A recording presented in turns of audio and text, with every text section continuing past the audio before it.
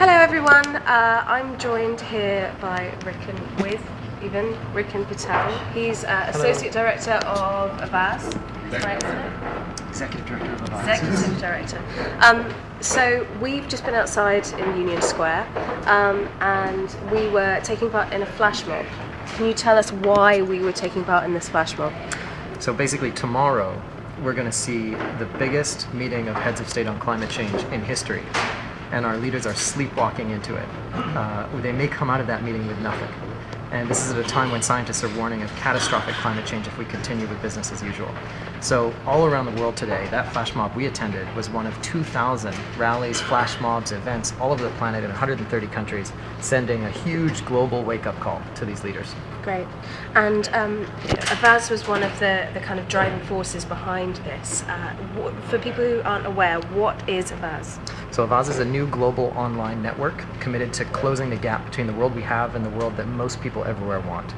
And we've grown in just 2 years to over 3.6 million people.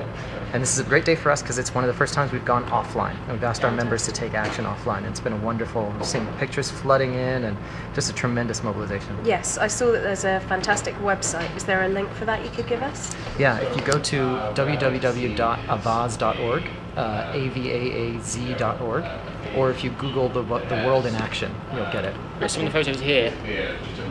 Put that Fantastic. Here These it is. photos here coming in, and this is live stream right here. So Yeah, it's coming all in. live. And this fantastic map as well, showing where all of the events are around the world.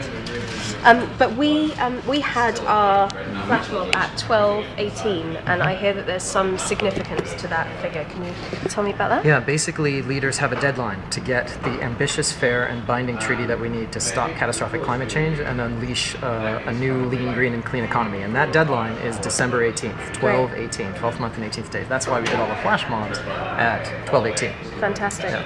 And how did you think it went out there? There were quite a few people who came together. Yeah, it was great. I mean, we had a huge event that Oxfam was really central in organizing yesterday, where we had 3,000 people form a giant hourglass and time was running saw out. that. We were there. Yeah, that was fantastic. It was brilliant. Yeah, it was just amazing. So these were smaller events. There was only 30 or 40 people there, but there are many happening all over New York City and many happening all over the world. So this is great. Do you know how many countries are involved altogether? 130 countries. Wow. Over 2,000 events in 130 countries. And this idea we just came up with 3 weeks ago. So this has snowballed tremendously, and I think it speaks to the depth and breadth of public concern on this issue. And so what's next? Is there anything else that's in the running in the lead up to Copenhagen? Yeah, there's going to be a steady drumbeat. I mean, the movement is going to have to hit a number of different marks through the fall, but the key dates to think about are October 24th, which will be another global day of action, and the big one that put in your calendar right now and is December the 12th. That will be right in the middle of the final summit. Okay. It'll be 8 days away from their deadline.